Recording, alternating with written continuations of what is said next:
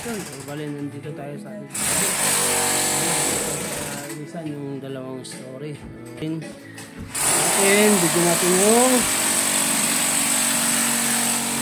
so, bali yung pundasyon nito mga construction is 1.5. So, matigas na. Matigas yung lupa dito mga construction. So, bali, naka-design nyo to ng tatlong palapag na poste. Yan. Pagagdawan pa yung 2 meters ang ilalim niya.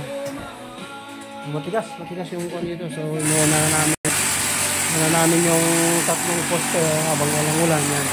Tapos nandun yung isa. Yan. So, yan. Abangan nyo. Abangan nyo mga construction yung aming project na isa dito sa mga ilisan. Ano ba? Ano? Kasya na? Kasya ka na?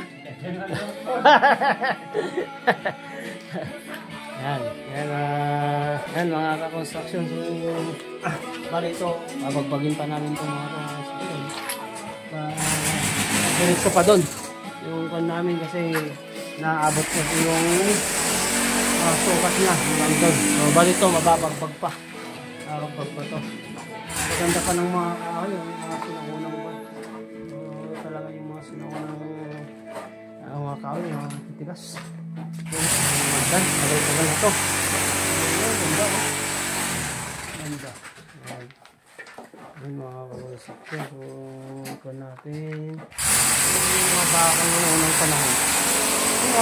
Yung unang panahon, no? Tignan mo. Mga bakal, ewan ko kung anong to.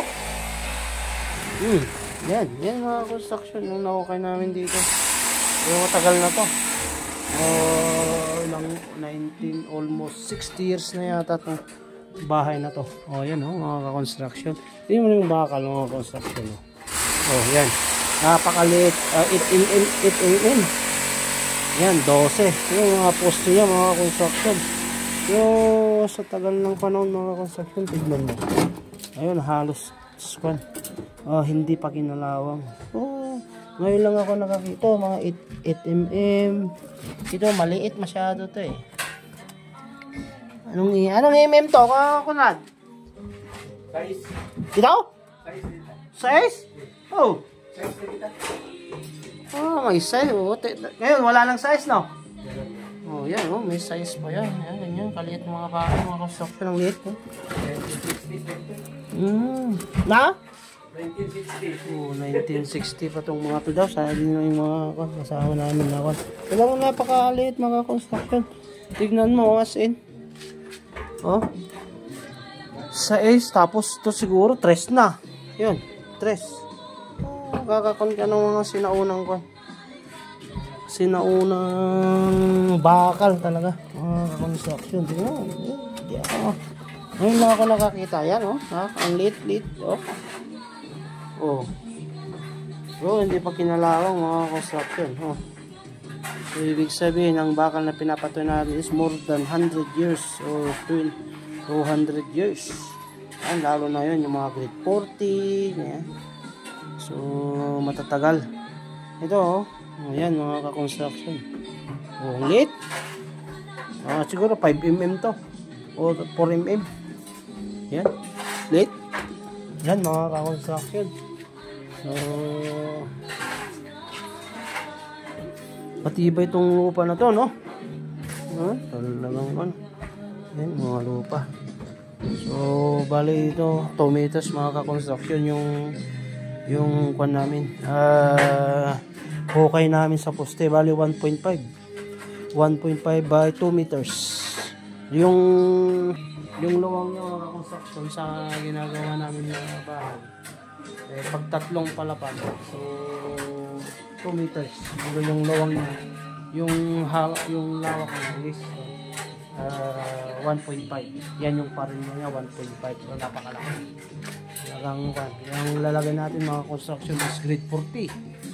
Lalagay natin dito na 20 mm yung pundasyon niya. Yan mga construction. So lagyan na lang siguro. Bali yung poste nito is 9. Siyam yung poste nito. Siyam yung bakal niya. nalalagay natin. Yan mga construction. So ito lang muna yung update namin dito mga construction. At hindi muna kami nagbagbag. At isusunod namin ito. So tignan nyo abangan nyo na lang mga construction yung natin. Susunod natin pagpatayo nito. 2 story ito na gagawin namin, pero may abang siyang ang tatlo na yun si Kwan. Role, ano nga eh. Shout out kay sino siya shout out mo? Shout out. Ay, shout out daw. Yan. Natin. So yan yung mga gustong magpatayo mga construction. So meron naman tayong opisina dito. At may mga architect tayo, engineer na mag-drawing, mag-estimate kung ano yung gusto nyo. So may building process na rin tayo. Construction. Yan.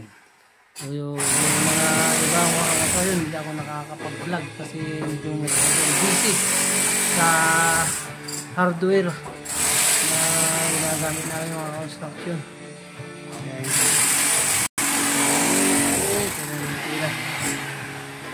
So bali alas 4 so dito po sila bukas. Pasok kami bukas, kailangan namin ng pumasok bukas. Gagawin namin yung parkingan doon para may pag-istakan tayo construction. Yan, hanggang muli construction, abangan nyo yung aming pag-video sa yung mga followers ko mga construction. Maraming salamat kahit kukunti kayo, at least yan, tuloy pa rin para din sa ating mga kasama tong mga construction.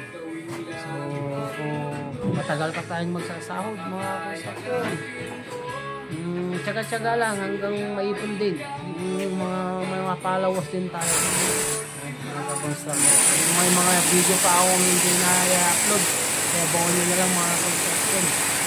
Thank you.